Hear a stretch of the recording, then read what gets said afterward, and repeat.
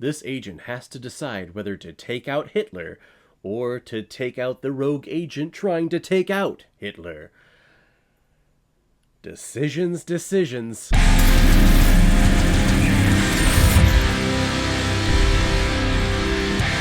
Timecop 2, The Berlin Decision, released in 2003, and is directed by Steve Boyum, who's also directed such films like Supercross, King Solomon's Mines, Slapshot 2, Breaking the Ice, and Motorcrossed. And this film is starring Thomas Ian Griffith and Jason Scott Lee, who I'm going to be referring to in this review as Mowgli, as that is who I know him to be. That's right, I grew up on the first live action iteration of The Jungle Book, where Jason Scott Lee was the adult Mowgli in that movie. A movie also starring Lena Headey and Carrie Elways. So, gosh, I haven't seen that movie in so long. I have to revisit that one. I remember having such a great time with that one. Unlike with this movie that just belongs on a DVD shelf. It definitely doesn't belong in theaters. This movie was a direct-to-DVD and direct-to-VHS. That's...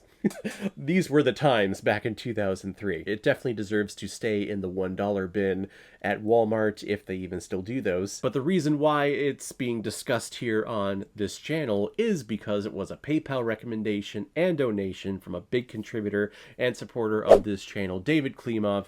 You know what? Thank you very much for the recommendation. I know you recommended the first Timecop, starring Jean-Claude Van Damme from 1995, I want to say. And I definitely enjoyed that one a lot. It's giving me a lot more Jean-Claude Van Damme in my life, someone that I didn't grow up with, but here in my older years, discovering him as an actor, I'm really enjoying his performances and his projects that he's a part of. This one, he's not a part of it, so we have discount versions of all of these people and discount versions of the technology. Like, this film apparently takes place like 20 years after the events of the first Timecop movie, which just sounds ridiculous because it's a time-traveling movie. How can something take place 20 years after the events of something that happened, like, non-linear? It can... If you're looking to have an intelligent conversation about the science and the concepts behind this film, you're not gonna find that. We'll get into it here in a second. Thank you very much, David, for the recommendation. If anyone else out there also wants to be like David Klimov and help support me and contribute to this channel, you can select the QR code that is in the bottom left corner of your screen right now. Send over your donation of $5 or more with your movie recommendation, and if I have access to it, I will watch it, review it, and give you a little shout out just like what I did with David here. In the year 2025, hey, that's this year. Small world. The Time Enforcement Commission, TEC, is still monitoring time travel, and its mission is to keep the past safe and after events correct from any potential harm in people traveling back in time and trying to fix the time for themselves. And in a new subdivision of the TEC known as Society of Historical Authenticity, their main focus is making sure that the history that is supposed to happen is not altered. Well, one of the main founders of Shaw, Brandon Miller, decides that it's his moral duty to go back and to fight crime and serve justice to all of the bad people in history, so he tries to go back in time to murder Hitler. But Ryan Chang, who's like the best TEC and Shaw agent because Jean-Claude Van Damme is not here, he goes back to try to stop Brandon Miller, and then during the scuffle, he shoots another rogue agent that's working with Miller, who's also his wife. Chang shoots her. Chang shoots her because she's about to kill Hitler, and while that sounds good in theory, the fact that you're changing history, people are not going to be born who are alive today, and there may be another dictator out there who would then rise to power that is actually worse than Hitler. So it's best just to leave the past in the past and leave it the same, you know? Like I was saying before, if you want a story that makes sense and concepts in here that you can easily follow, no, you ain't gonna get that, because it turns out that Miller is able to kill at least someone, because when in another mission an agent basically is deleted because he touched a younger version of himself, and you can't do that in this universe, Therefore, you can't exist because two of the same things can't occupy the same space in one given point in time. So because that agent is now dead, things that happen in the present now didn't happen, like with keeping Miller locked up.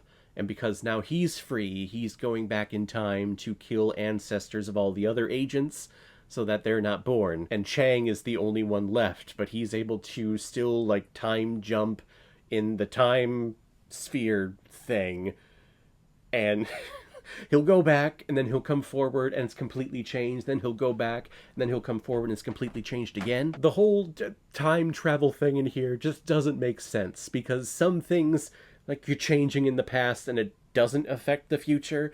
And then there are other things that, like, don't happen, but yet it changed the future. Like, how are you on the same trajectory once you're back in the past? How are you able to go back to this time and present with the things that aren't affected here? How are you able to do that and realize these things? And how is the TEC not implemented, like, safety precautions yet to avoid these things from happening? That was my complaint from the first movie. Why aren't you putting safeguards in that, hey, we know when something has changed because, I don't know, some type of, like, firewall or something. There has to be something that they could implement to be like, okay, so now we know because I have an eye patch now, or you're a goth girl now, and you weren't before, so you just see where I'm going. I'm just rambling here, and I couldn't get past that for this movie. Like, I try, whenever it's a movie about time travel, I always try to get past it and just say, Caleb, turn your brain off and just focus on the story. But the story relies so much on the changing times and the changing things in the past trope that you can't get away from it. And my brain just, it hurts so much watching this film that eventually I think I was just numb. I just sat there going, okay. From a quality of film standpoint, this is definitely not the best quality. Whereas the first film, it felt like a mainstream movie, a film that would be released in theaters. This one felt like an episode of, like, Firefly, or it felt like an episode of any sci-fi series from late 90s, early 2000s. The lighting is very hard in some situations. The sets look like they're taken out of, like, Star Trek, like the series Star Trek, or something from Power Rangers. Everything just seems boxy, and everything looks not real. This doesn't look like this is a real facility. These don't look like real desks and real computers. It looks like these are just props put here because we are on a soundstage for a movie that we're making that's not going to theaters. It's going direct to DVD because people have been crying out for a sequel to Timecop, and we just want it. We want to own that physical copy right now, right away. We absolutely do. Timecop 2... I don't know. I don't know what else to say about this thing. This thing was not the most enjoyable experience I ever had. I felt my eyes just going crossed almost the entire time. The only thing I found cool was to see Jason Scott Lee on screen again, and he just reminded me of Mowgli and how much I wanted to watch The Jungle Book. And movies shouldn't do that. Shouldn't make me want to watch something else and not the movie itself that I'm watching right now. So, good job, Timecop 2. I'm going to give Timecop 2 1.5 out of 5 Blu-rays. No, sir, I didn't like it. So guys, have you seen Timecop 2? What did you think about it? Or if you've never seen it before and you stumbled across because of this video, then comment below and let me know what you thought about it. And as always, if you like what you see here, if you like my take on movies, then hit the subscribe button and make sure you hit that bell. See you the next time I'm releasing next movie review. So guys, I will see you next time on the channel, but in the meantime, be well, be good to each other, and go watch a movie. Take care, guys.